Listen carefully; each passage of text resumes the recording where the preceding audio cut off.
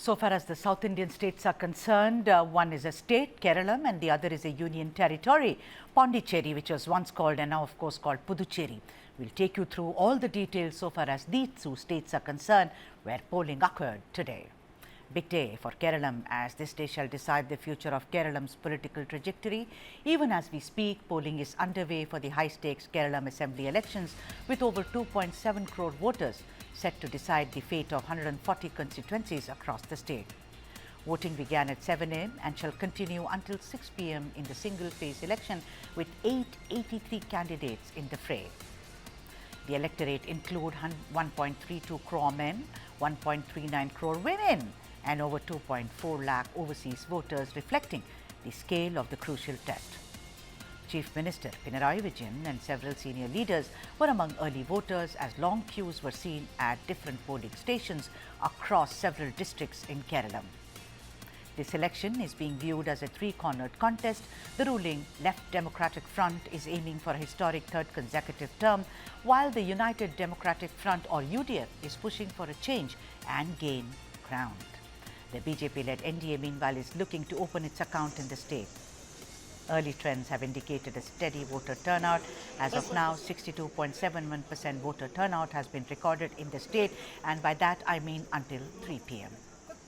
District like Thrissur reported brisk polling in the initial hours.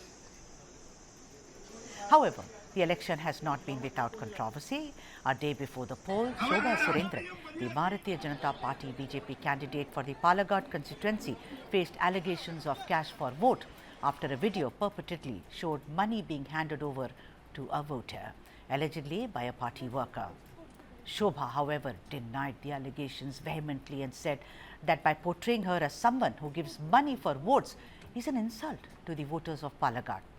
Shobha Surendran also accused Shafi Parambil of being behind the controversy.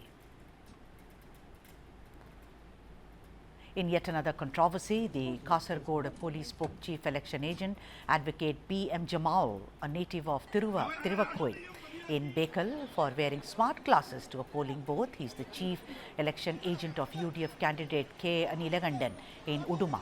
The case was registered under section 170, which is arrest without warrant to prevent the commission of a cognizable offence of the Bharatiya Nyaya Suraksha Sanhita. According to the FIR, Jamal allegedly attempted to create a disturbance at the Bekal Islamia LP school polling booth, following which a case was registered. He, however, explained and said that he used these glasses very regularly, and these were meta glasses equipped with a camera and Bluetooth, and also added that he, of course, removed them once he was visiting other booths. That's the controversy and the voting percentage in Kerala. Let's now try and decode what is emerging as a unique feature this election, and that being its communal complexion. You know, if you look at elections in Kerala in 2021, for instance, the state was in the midst of the debilitating pandemic, and the work done by the Pinarayi government, ably assisted by K. Shailaja, ensured that the LDF won. This time around, the one constant charge that the Left Democratic Front and the UDF have levelled at every big rally against each other, of course the BJP also, is at how the other party functions like the B team of the National Democratic Alliance, while the BJP says, no, these both are in cahoots. This is the kind of charges. Meanwhile, leaders of the BJP have worked on yet another charge, and that being that the Congress, that the Indian Union Muslim League, the CPI, and as well as the CPIM are all partners in crime in the Indie bloc. Rahul Gandhi, at a public meeting in Ernakulam, stressed on the fact that the LDF and BJP had a deal and called Pinarayi Vijayan a right-wing puppet who would do anything that the BJP wanted. Take a listen. The whole of Kerala knows that the Chief Minister and his family are corrupt.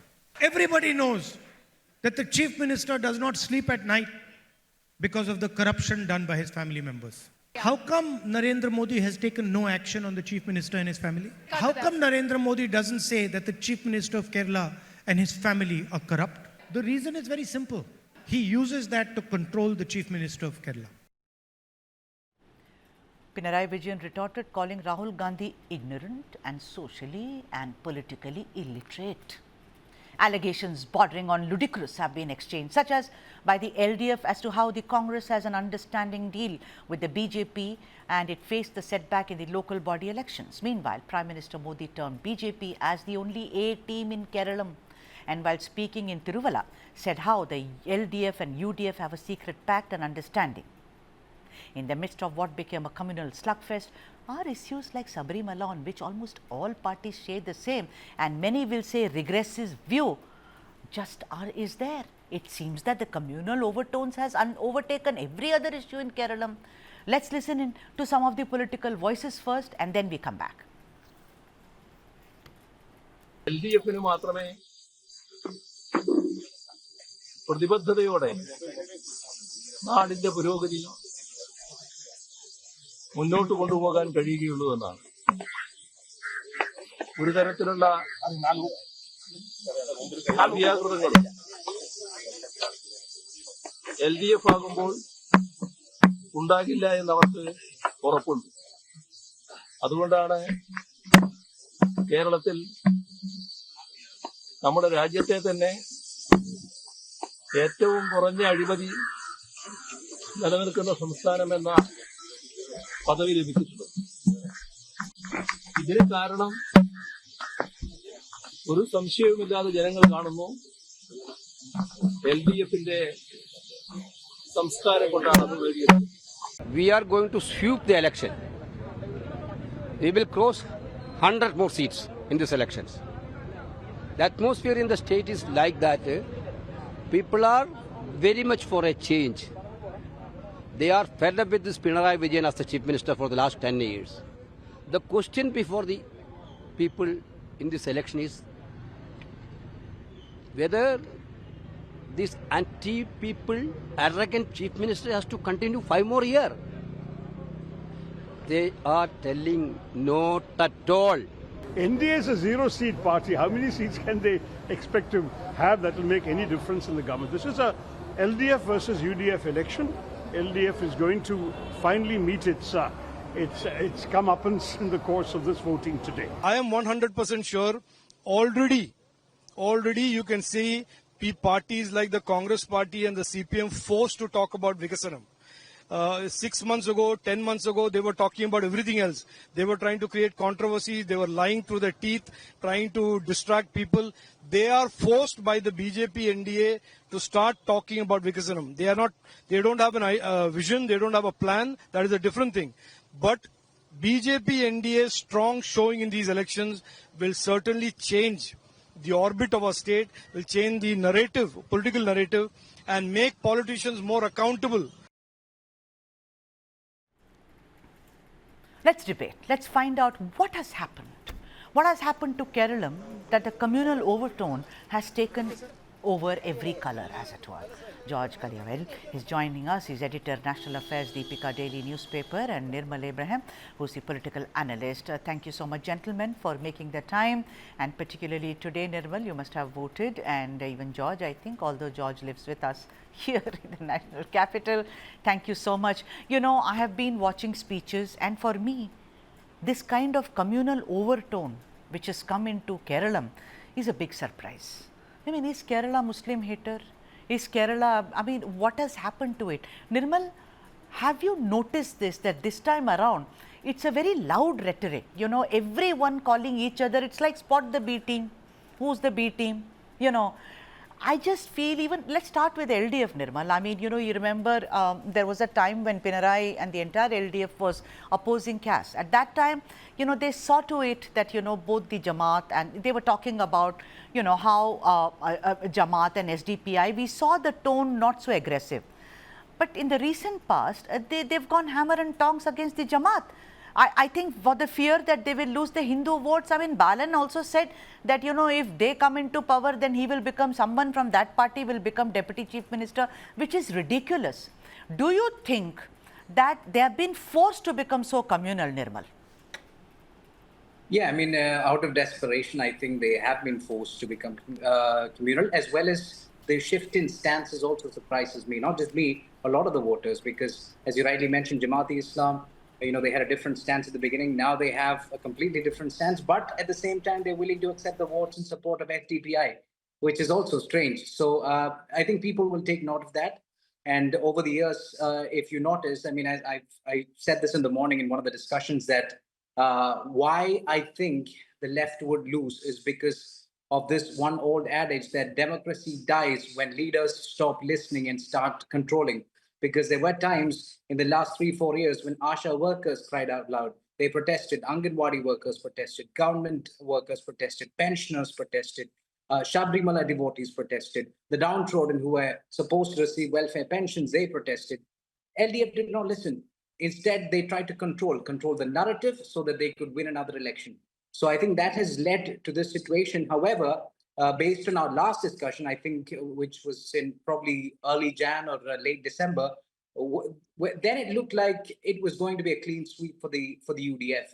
Now it looks a lot closer because of the work that LDF has done. Not necessarily work. I think I should be precise in saying that has been good PR work that they've done, and the surveys too have been surprising because there are at least 3 or 4 surveys that indicate that the LDF will win with at least 80 seats. I don't believe that. I've spoken to a lot of independent surveyors and pollsters, and they tell me it's the other way around. They say UDF is likely to win with 80 seats, and I trust them.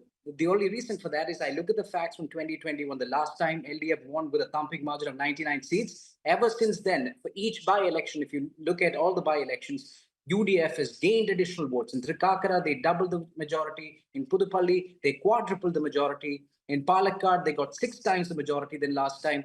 They got back Nilambur. They had a clean sweep in the Lok Sabha elections with 18 seats. They absolutely decimated and dominated the LDF in the local body elections. And I don't understand what could change in a span of 3 months. Nothing substantial has been done by the LDF.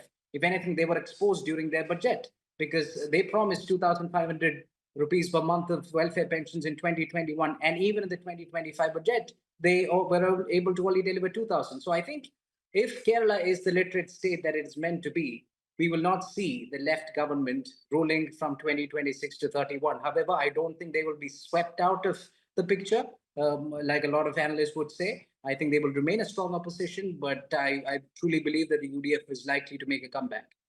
You know, George, we've been discussing this about how the LDF wants to stress on continuity, whereas the UDF wants to talk about change. We just heard what Venugopal also said, that it is time for change. But look at the UDF also. My whole point is, where are the issues, George? Whether it is Sabarimala, look at all the, a lot of it the Supreme Court is still hearing.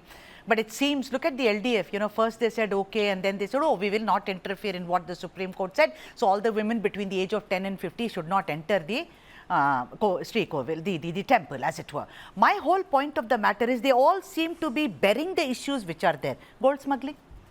I mean, you talk about Sabarimala, you talk about several other temples there as well. The point of the matter is it has become communal, George. Look at the Congress also. What did B.D. Sadishan say? B.D. Sadishan said that the LDF and the BJP, they are, you know, in close cahoots. It is almost to attract the Muslim votes. You know, you come to us. You come to us. Of course, there is a lot of infighting within the Congress. You know what happened to the Wayanad funds? There was infighting. There was, you know, where is the accountability? Where is the account of it?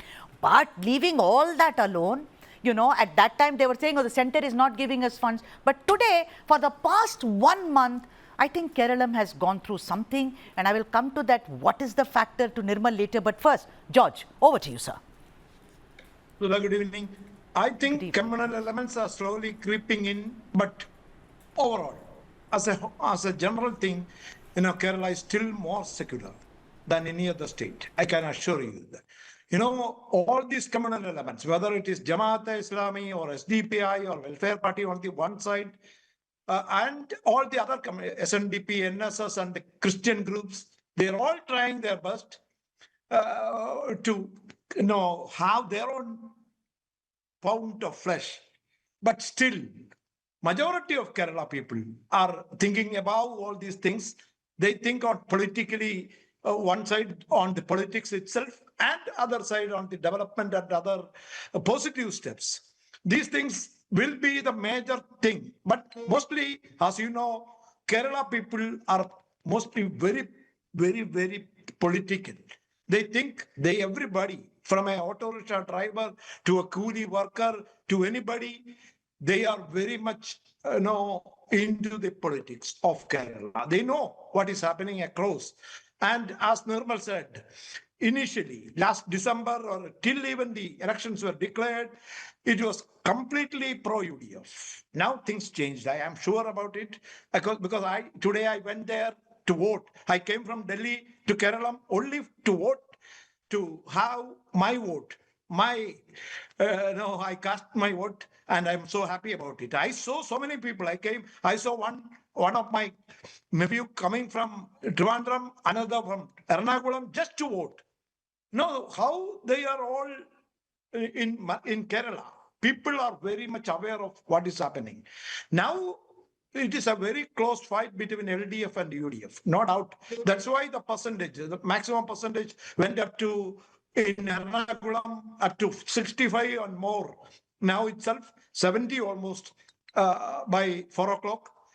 And everywhere it is going up. And Ratan Kelkar, the chief electoral officer in Kerala, is saying that it may go up to even 90%.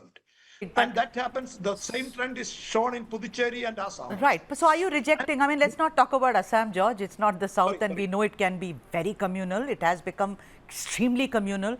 But I want you to tell me, are you saying that the communal factor is not there at all? Listen to all the speeches. What did Rajiv Chandrasekhar say? Oh, if they become, these people come again. He said he gives the bogey of the Jamatis, IUML or the SDPI. The same thing is said by Sadishan. The same thing is said by Balan. So you tell me, how is it not communal, George? It is becoming more communal. Is it the fear? That's what I wanted to ask. I mean, everything is very good. Kerala is, what a state it is. But the point is, a state changes. Is it undergoing that change? It's because of the BJP which has done this FCRA. They keep injecting it into it. They also say, love jihad, Muslim boys. You know the Shindi, right? So are you saying it's because of the BJP that these two parties are also saying, okay, it will not be issue-based. It will only be Hindu versus Syrian Christian versus Catholics. Do you think that's what is happening? Sudha, I agree with you on this fact that, communal elements are having a real say into the Kerala politics, especially 5 to 10% tilt in the vote percentage. Either to the left or right to the BJP, it can make a change. It can decide elections and it can decide the fate of several candidates. And in many constituencies, either it is Muslim dominated or Hindu dominated or Christian dominated. I can see there is a clear pressure from all the groups, whether it is not just Christian groups or Muslim groups or Hindu groups. Both SNDP and NSS are asking for their pound of flesh. And everywhere that is there. But still, on the average, on the general thing, Kerala elections are not communal. I can say you. And because the majority of the decision makers or factors which are affecting the elections are not communal at all.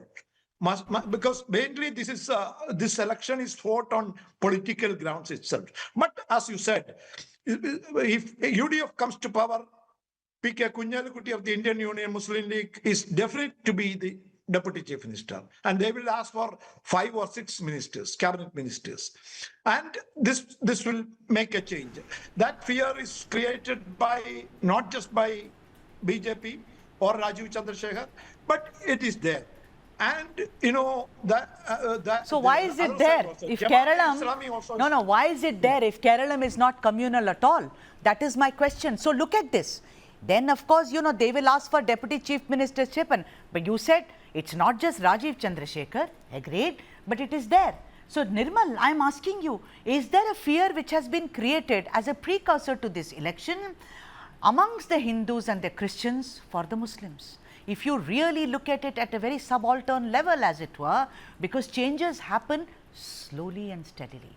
And then, I mean, the RSS can open as many offices in Kerala as it wants to. It can do that, that Janagitam or whatever that they do. It can say that, carols should not be sung. We've discussed all that. Fine. It goes on. We celebrated Easter also. But the point of the matter is Is there a fear which has been created even nationally, for years now, that, the bogeyman is coming, he'll kidnap you and you'll be left as a minority?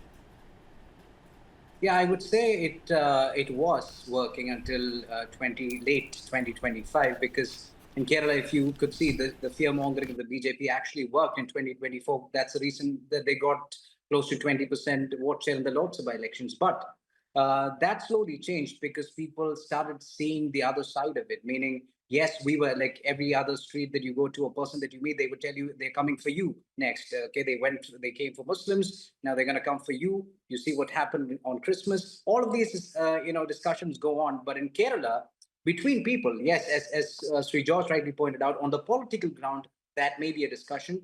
But on the ground, where people talk to each other and deal with each other and live with each other, that has not been an issue so far in Kerala, fortunately for us. So I would say these communal elements, communal rhetoric hasn't really worked on the people of Kerala.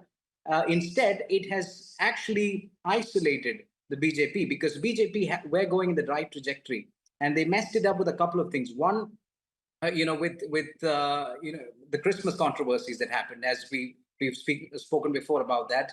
All the malls being closed down, the street vendors asked to pack up, carols not being allowed to be recited. All of these things happened, and then there was a slow and steady shift. And Christians also take note of the fact that when they attack Muslims, on the other hand, BJP, for instance, that is also taken into account, because Kerala Story, nobody accepted it. You can ask any Christian in Kerala if they watched in Kerala Story and believe it is true. None of them believed it is true. Wonderful. The same with food as well, beef controversies. So none of this worked. So I think the only reason that these parties are trying to project, and I truly believe it's either SDPI or Jamaat-e-Islam that they're trying to bring to the picture, to create a slight fear in the mind of the people who are on the extreme right, who can maybe help decide the elections. That's so wonderful to hear that. I mean, you make me smile, and that's what the beauty of Indian democracy is all about, and we South Indians. So George, last question to you. Fine, no communal rhetoric, it could be creeping in. Then would you say it's a personality-driven election then? It's Pinarayi versus others. I mean, I think Pinarayi is, he's a giant, not just because chronologically, but even otherwise. So would you say that this election is personality-driven, George, more than issue-driven? Yeah, there are multiple sides of this election. One is personality. That's why Pinarayi Vijayan is the tallest leader in Kerala right now, because in Congress, there is a clear split of leadership between V.D. Satish, the opposition leader, Ramesh Chennithila, the former opposition leader, and Sri K.C. Venugopal, the ICC General Secretary. All three are eyeing for the chief ministership. And there is no tall leader like Karnakaran, Antony, or Ummanchandi in Congress right now. They are all these other leaders. So many others were also there, from K. Sudhakaran to Shashi Tharoor to so many others were there in the field, but now they all backed up, I think, or there is no chance for them right now. But in the other side, this Narendra Modi is a tall leader, even in Kerala elections. Rajiv Chandrasekhar may lead the fight, but it is Narendra Modi versus Pinarayi Vijayan. And the trio in Congress, K.C. Venugopal, Ramesh Chennithila, and V.D. Satish. There is a personality issue also is there. But generally, this election is not fought on different issues, from development to communal issues to FCRA to so many other issues, from the Kerala's ignorance of BJP government in general by denying an aims or by denying a high-speed railway. These are all Kerala, because most of the Indian states already got aims and it is functioning, and Kerala is still in the wait list.